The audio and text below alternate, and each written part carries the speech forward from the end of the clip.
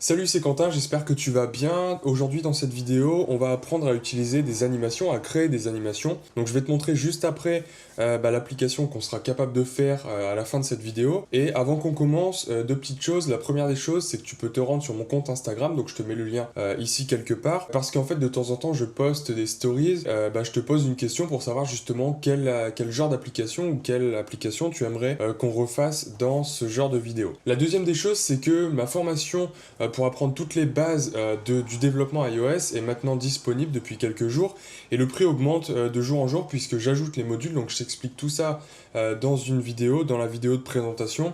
Je te mets le lien dans le petit i juste au-dessus ou dans la description, donc tu peux aller voir cette vidéo et tu peux également te rendre dans la description pour trouver le lien qui va te rediriger directement vers la formation. Sur ce, on commence tout de suite à créer notre application. Donc voilà ce qu'on va créer. On va créer une application un peu comme un lecteur de musique. Donc tout ça c'est fictif, hein. La barre de progression ici elle est fictive, les boutons sont fictifs. Par contre, ce qu'on va faire dans cette vidéo, c'est tout simplement cette animation-là. Donc c'est une animation basique. Par contre, ça peut rendre beaucoup plus intéressante ton application. Donc tu vois que là, les boutons, à chaque fois que je clique sur le bouton mort, donc les trois petits points, eh bien on voit apparaître les trois boutons qui nous permettent soit de mettre en boucle la musique, soit de mettre la musique en favori, soit de la partager. Et lorsqu'on reclique dessus, eh bien les trois boutons viennent disparaître. Donc c'est ce qu'on va faire dans cette vidéo. Donc j'ai déjà créé l'interface de mon application, hein, pour pas perdre de temps, puisque comme je t'ai dit, c'est fictif. Et donc là par exemple, j'ai une image, là j'ai des labels, une autre vue, des labels ici et des boutons qui sont ici. Donc pour l'instant, tout ça en fait ça va pas servir, c'est juste pour faire une application un peu plus stylée quoi. Et du coup j'ai juste un bouton pour l'instant que j'ai mis, le bouton plus, le bouton mort, et c'est avec ce bouton là qu'on va justement jouer. Donc pour l'instant dans mon view controller, j'ai encore écrit aucun code, donc je vais venir supprimer ma méthode view, did receive memory.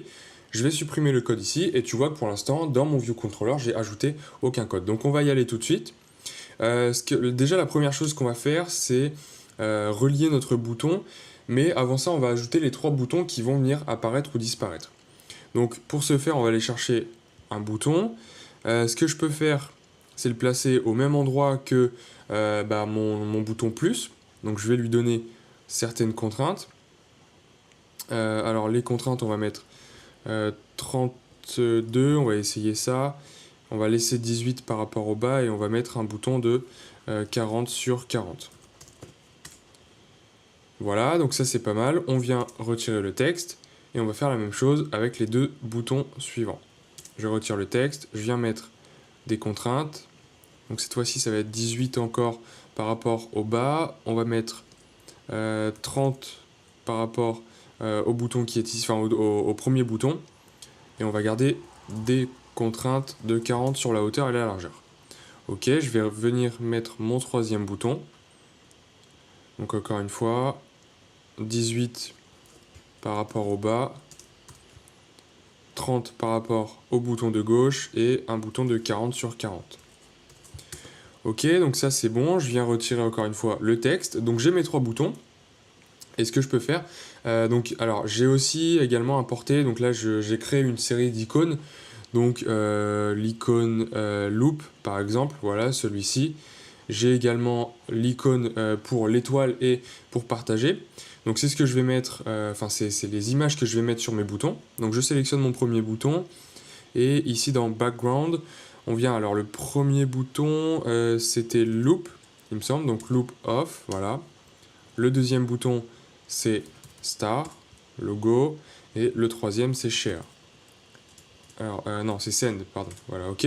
Donc là, j'ai mis mes trois boutons. Ils ont une image. Et ce qu'on va faire, c'est connecter mes quatre boutons, donc le mort. Et puis, enfin non, à la limite, les trois boutons, ici, on n'en aura pas besoin, puisque on va pas implémenter le code dans cette vidéo. Donc on va juste relier ce bouton-là. Donc je vais aller dans mon Assistant Editor. Je vais faire un peu de place. Voilà. Et du coup, on va venir relier mon bouton qui nous permet d'afficher ou de supprimer, de cacher mes trois boutons. Donc je vais venir le mettre juste en dessous, j'appuie sur CTRL, je viens le glisser ici. On va l'appeler More Button. C'est une connexion de type action, le type c'est UI Button, et on le connecte. Et du coup, ce qu'on va faire, c'est créer une nouvelle variable. Alors, on fera ça après. Déjà, ce qu'on va faire, c'est à chaque fois qu'on appuie sur le bouton, cacher mes 3 boutons secondaires. Donc comment est-ce qu'on peut faire ça? Déjà, il faut créer une relation entre mon storyboard, les 3 boutons de mon storyboard et mon code. Mais du coup, c'est pas une relation de type bouton. Alors, les relations de type bouton, on peut les connecter si jamais on veut implémenter du code pour justement créer quelque chose, créer une action derrière ces 3 boutons. Mais nous, ce qu'on veut, c'est gérer les contraintes de ces 3 boutons. Et pour gérer les contraintes de ces 3 boutons, il faut créer une connexion de type outlet. Donc c'est ce qu'on va faire juste tout de suite. Je sélectionne mon premier bouton, je clique sur CTRL. Et cette fois-ci, même si c'est un bouton, on va créer une connexion de type outlet. Donc on peut très bien créer une connexion de type outlet plus une connexion de type action. Ça, il n'y a pas de problème.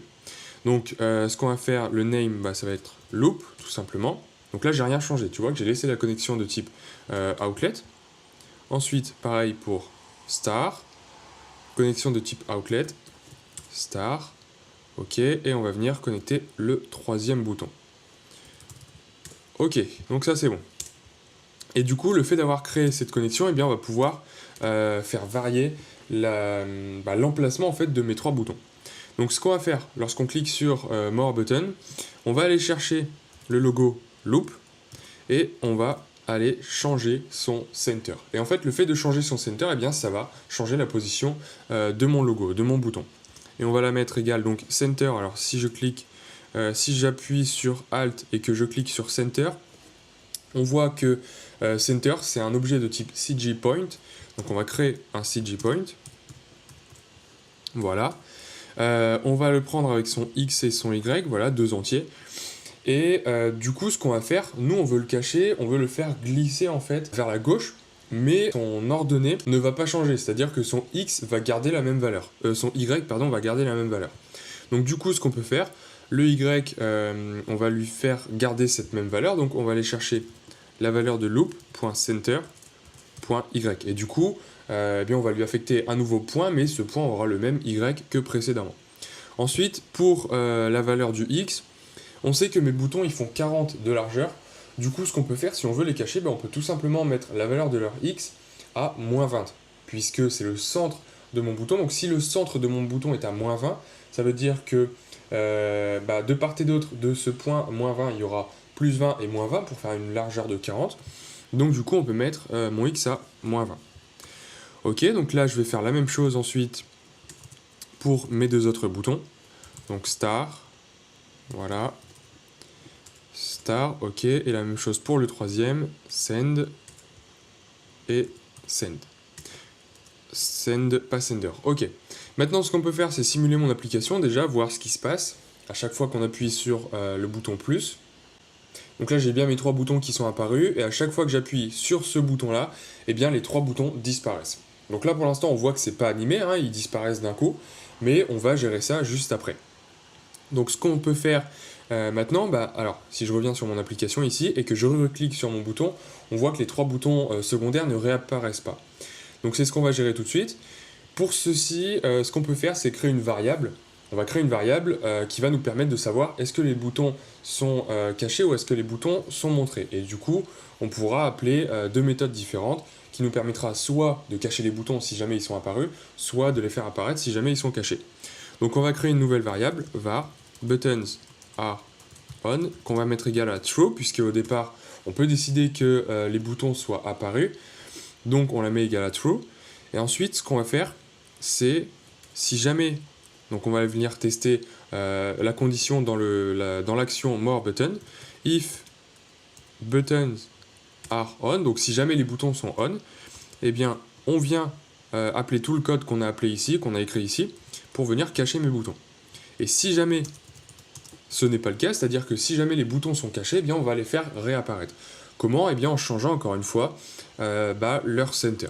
Donc on va venir copier-coller ça, et on va donner bien sûr des différentes valeurs pour mon CG point, pour plus précisément le X de mes points. Alors j'ai déjà été chercher mes valeurs, donc j'ai déjà calculé mes valeurs.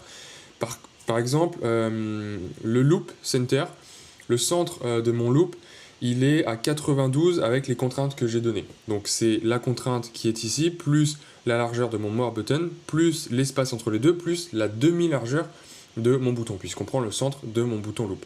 Donc tu peux calculer ces contraintes-là avec, avec ton design à toi, ton design personnel.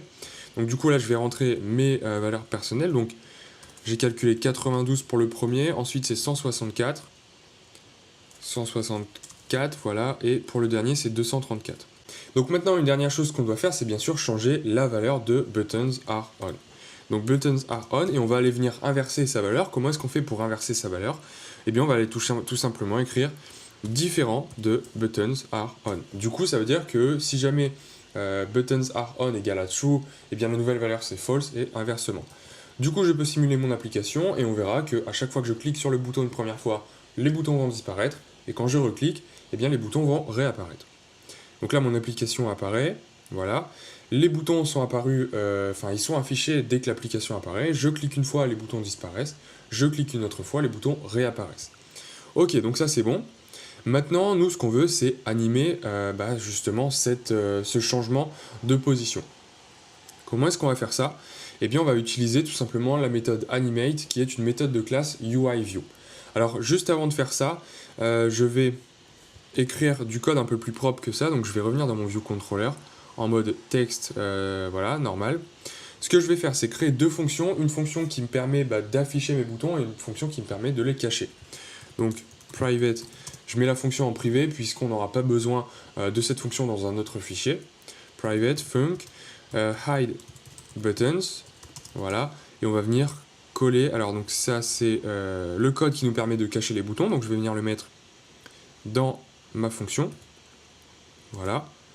Et pareil, private func show buttons. Et on va venir mettre cette partie de code ici. Et donc du coup, je vais appeler, si jamais mes boutons sont affichés, eh bien on va appeler la méthode hide buttons. Et si jamais ils ne sont pas affichés, on va appeler la méthode show. Et donc du coup, là a priori on n'a rien changé, hein, j'ai juste transformé des parties de code en fonctions et j'ai appelé ces fonctions, donc normalement l'application reste exactement la même.